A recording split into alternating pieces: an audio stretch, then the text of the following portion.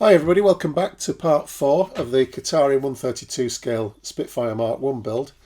This is the first of a two-part episode where I'll be getting the airframe painted up, ready for the decals.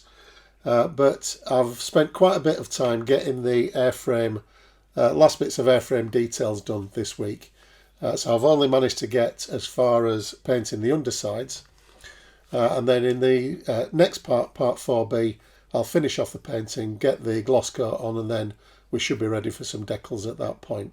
I've had a little bit of work to do this week before getting any paint on at all, which mainly was to do with the issue that I think we identified in part 3 of the rivet line on the rear fuselage on the underside. So I've spent a good 3 or 4 hours getting that sorted, ready for paint, and I'll show you how I did that. I've also prepared the canopy and glued that in place because I like to paint the main scheme on an aeroplane with the canopy in situ. That means that the paint tone is continuous all the way through. Sometimes I think if you paint canopies separately, they do look a little bit different and added on. So a little bit of work to do before we get the airbrush out. So I'll bring you over to the bench and show you how I've got on this week.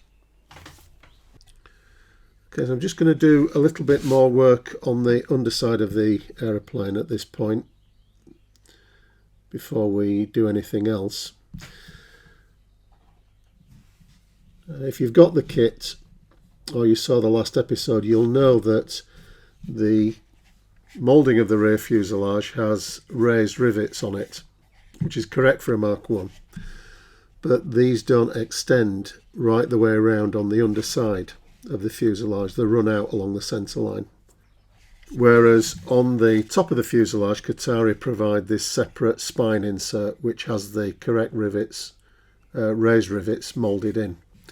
So I've been in touch with Richard Alexander at Kotare, who confirms that the rivets don't go all the way around the underside because of moulding considerations or limitations, and that they weren't able to do the same engineering as on this spine at the top because there's no natural panel line here along the underside. So they've not been able to provide that sort of detail all the way around.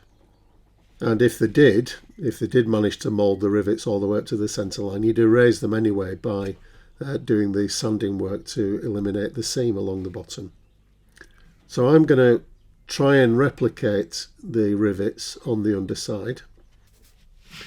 So first of all, I'm going to make sure that the mould seam is clean.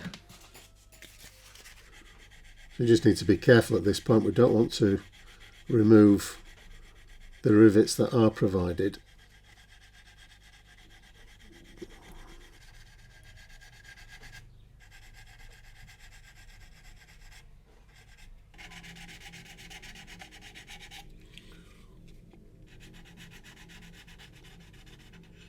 Okay, so I'll just check that with a coat of Mr. Surfacer through the airbrush, and then we can have a think about how to get these rivets sorted out. Okay, so the seam line's all good. So I'm going to try and add some rivets to the underside now, just using some Mr. Surfacer just to finish off the rivets that Kotare do provide on the underside.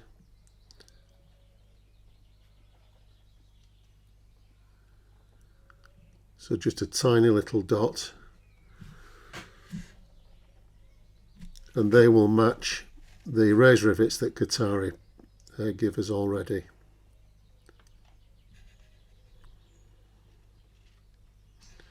It's the smallest little spot.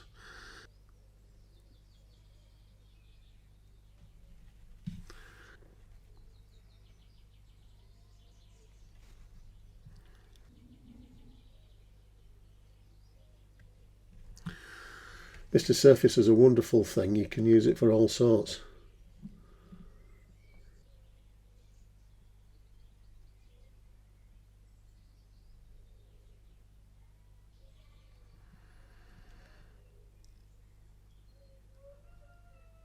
These transverse rivets didn't go right the way across because obviously you've got the stringer, the solid stringer underneath at the centre.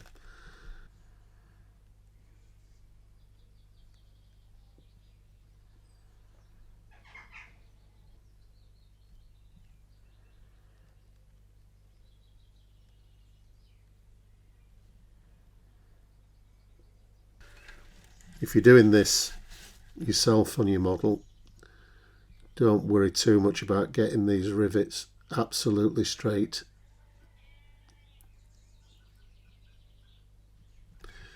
These aeroplanes were built in a hurry for obvious reasons, and although the aircraft that we see today, the preserved aircraft, have had lots of hours of loving restoration given to them, that wasn't the case in wartime. These were put together very quickly, and the panel fit wasn't as precise as we see on modern restored aeroplanes.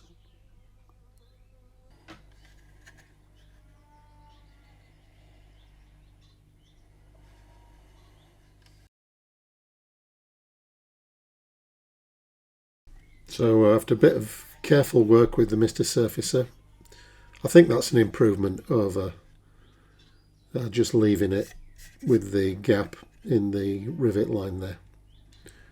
So I'm happy with that. I'm not going to do any more with that now. Next, I want to get the canopies masked up and fixed. The first job is to finish the gun sight off. We've got the lower part of the sight fitted when we did the cockpit, but this is the main sight with the reflector on it.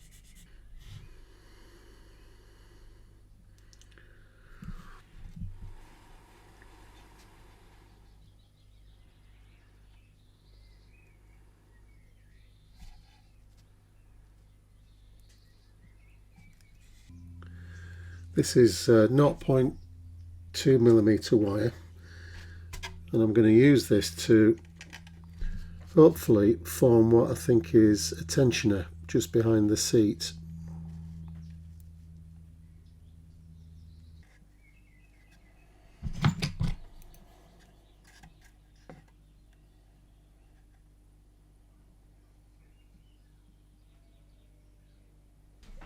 Okay, let's get the canopy fitted now. This is the windscreen, and I've just masked these off with some strips of Tamiya masking tape, building up the shape.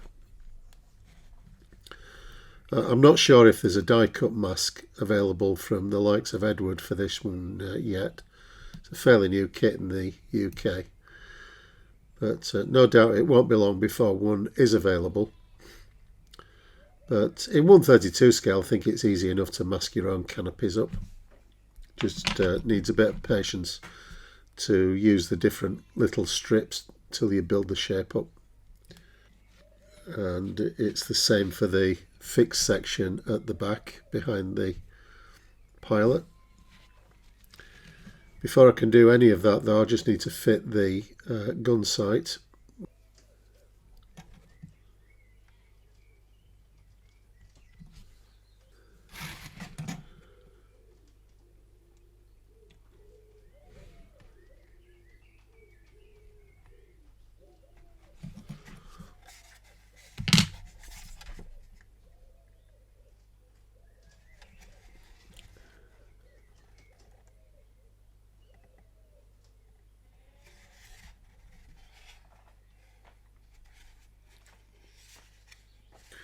So time to fix the canopies now that I've got the gun sight in, and I'm going to be using this, which is Formula 560 canopy glue.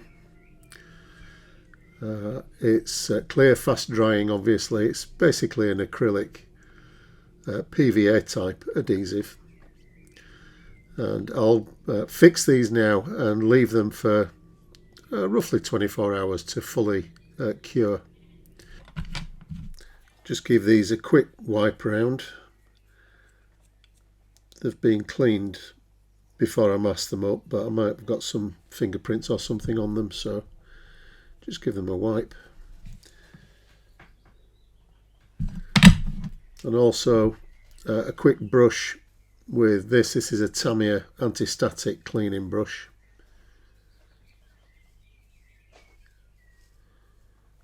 So that should get rid of any last bits of debris on there.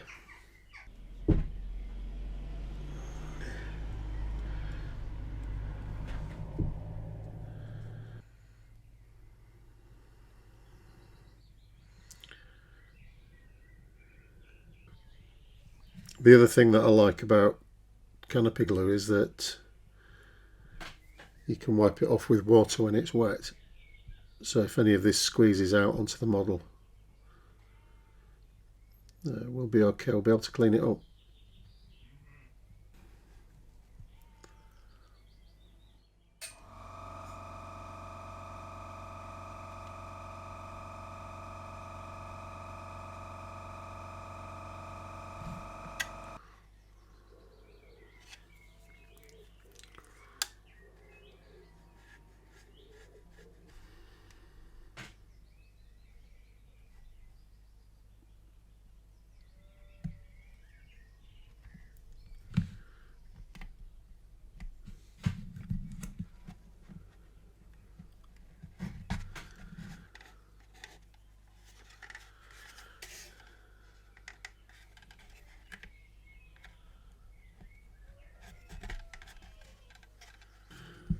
Okay, so I'll leave those overnight, make sure that canopy glue's gone off, and then we can get on, do some painting.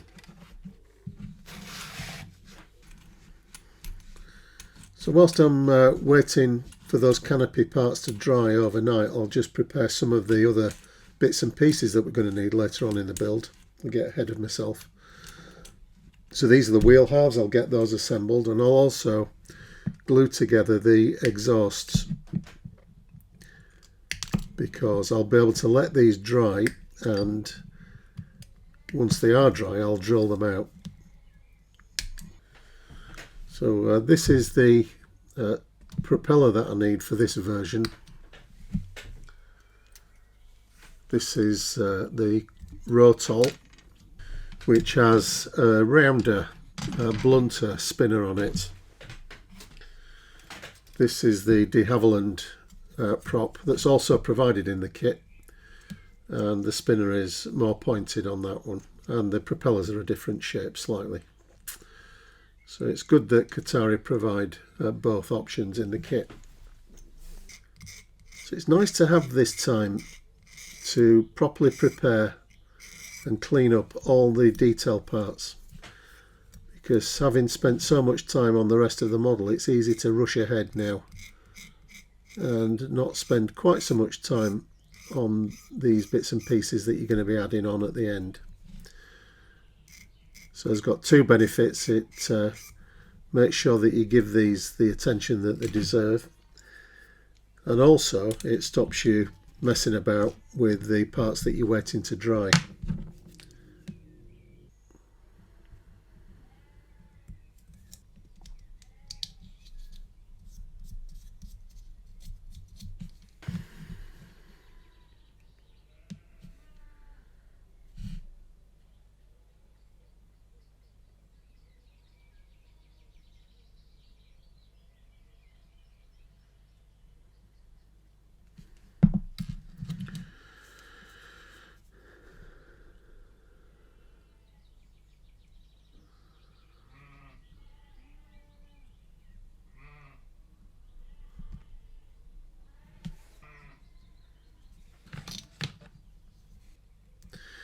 These wheels are keyed, so each half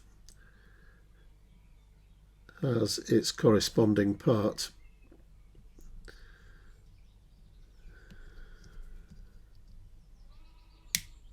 And that means that the wheels sit at the correct angle.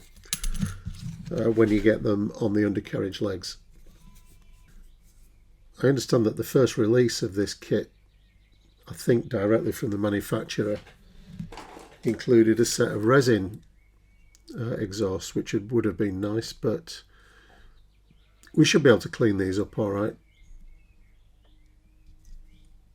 And if you missed out on that, you probably need to wait a while before the likes of Edward produce a set of resin exhausts for this kit.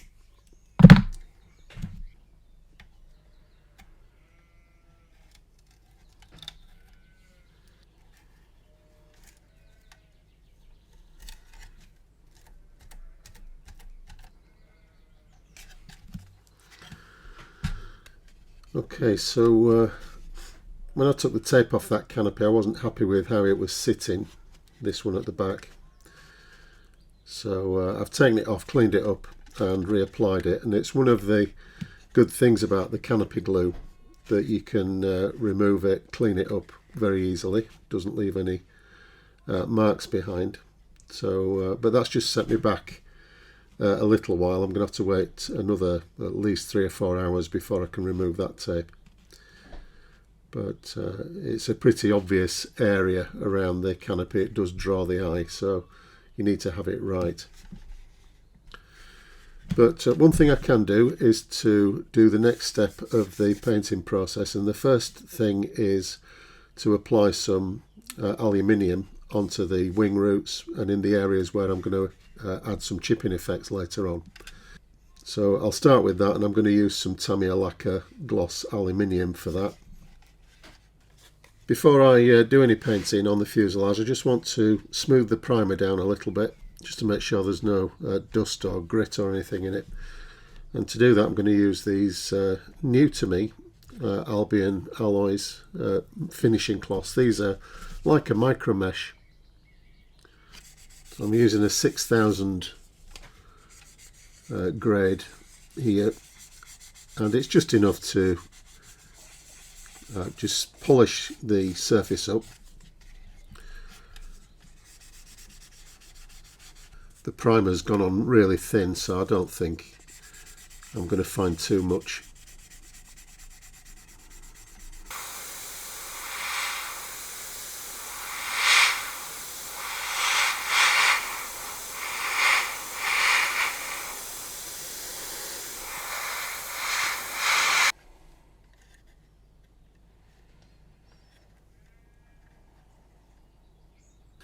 I was just about to start to do the underside when I realised I hadn't put the supercharger intake on.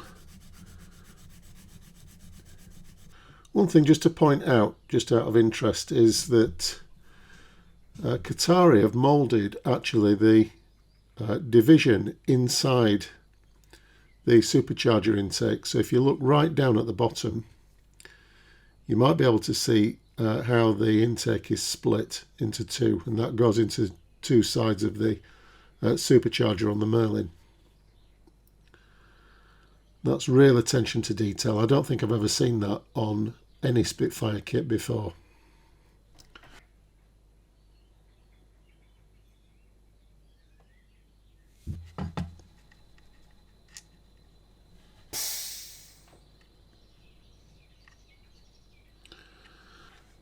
Okay, that's all good. I think I'm ready to go now. So the first thing I'm going to do is to get some different tones into the paintwork.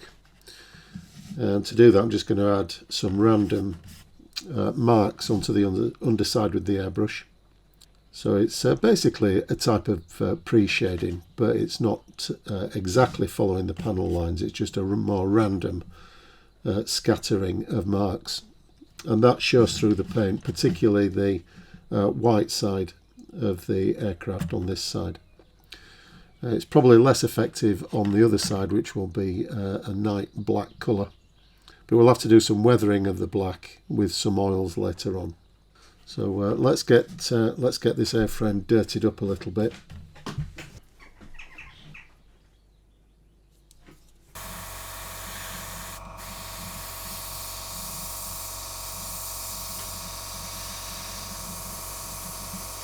The paint was far too thick there, so I've thinned it down again.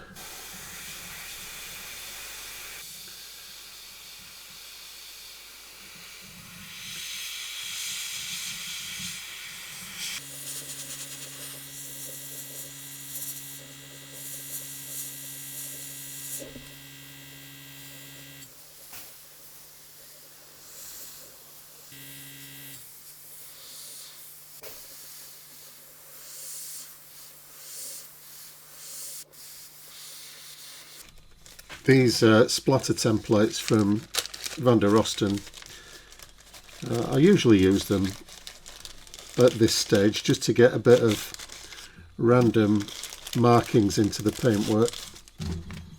As you can see, these come in 3 different patterns, and I think there's another set as well.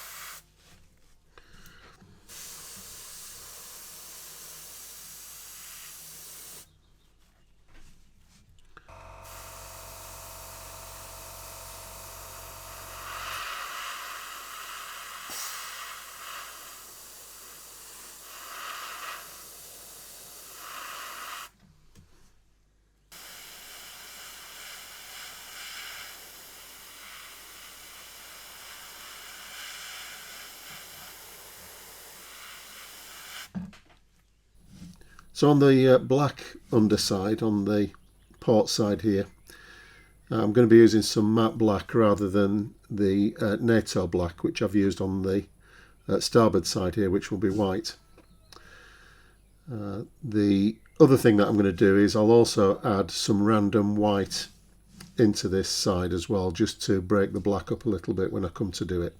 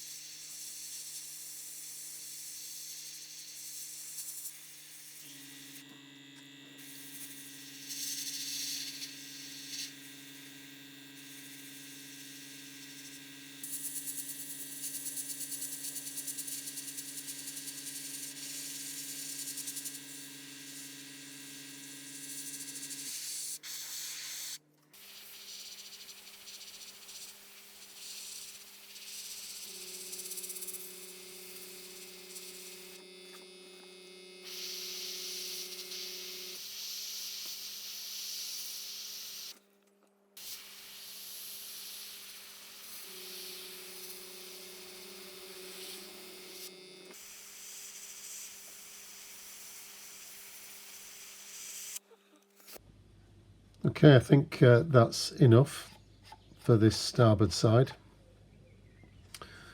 The knack with doing this technique is to know when to stop with it. It's very easy to obliterate the pre-shade work that you've done. So I'll let this dry and then we can mask off the centre line and do the black.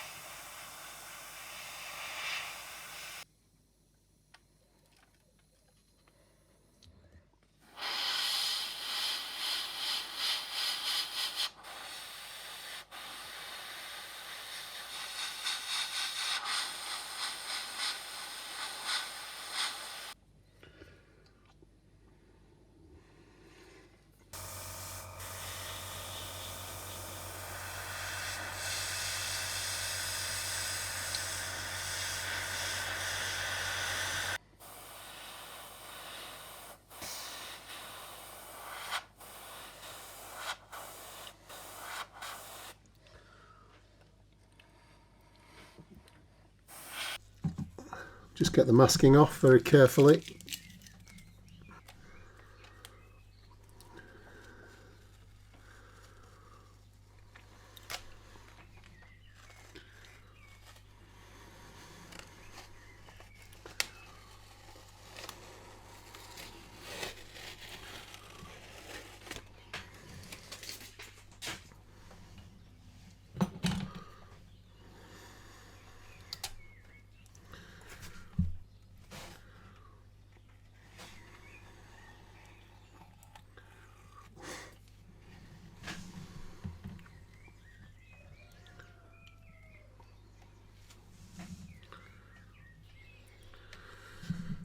Okay, so I'm pretty happy with that. I just need to go touch up a little bit around the wheel wells. It's just a bit thin, the paint.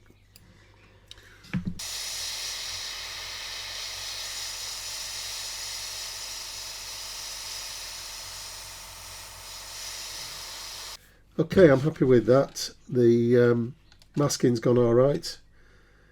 The effect of the different colours, particularly in the black, I think it's really important to do that, or to get some sort of variation in tone. Otherwise black can look very flat. And especially with the white undersurface as well, you do need that bit of a variation, I think, just to add a bit of interest to the paintwork. The technique of using the splatter templates and the mottling of the airbrush work relies on very thin layers of paint. So this is thin down, probably something like 70% thinners. And you just get that translucent effect which allows the other colours underneath to slightly show through. The trick with the technique is not to go too far and to know when to stop with it. It doesn't take long to go from this stage to a point where you've just gone back to having a plain black and white undersurface. You've got to allow the underpainting to come through a little bit. And that's why you need to work at it gradually, just build up the layers until you're happy with the effect. The slight difficulty that you might have looking at this on video is that the camera tends to flatten the colours out a little bit. So it might look a bit more uniform than it does to my eye from where I'm sitting. So this paint is actually dry now. I could mask it off straight away and start to do the top surface. So I'm going to have a break from this for the rest of today, and tomorrow I'll get these undersurfaces masked up and I'll apply the top surface dark earth and green camouflage. And I'll show you how that goes in the second of this two-part episode, 4B. And hopefully, if tomorrow goes okay, I'll post that video over the weekend. So the model continues to go together really well. I'm still happy with it, and hopefully we'll move it on to a point where we can start to apply some decals in the next full part, part 5. So thanks for joining me for this one, everybody. I'm going to go have a cuppa, and hopefully you'll join me sometime over the weekend for that second part of this two-part episode. In the meantime, everybody, look after yourselves, enjoy your modelling, and I'll see you shortly. Bye for now.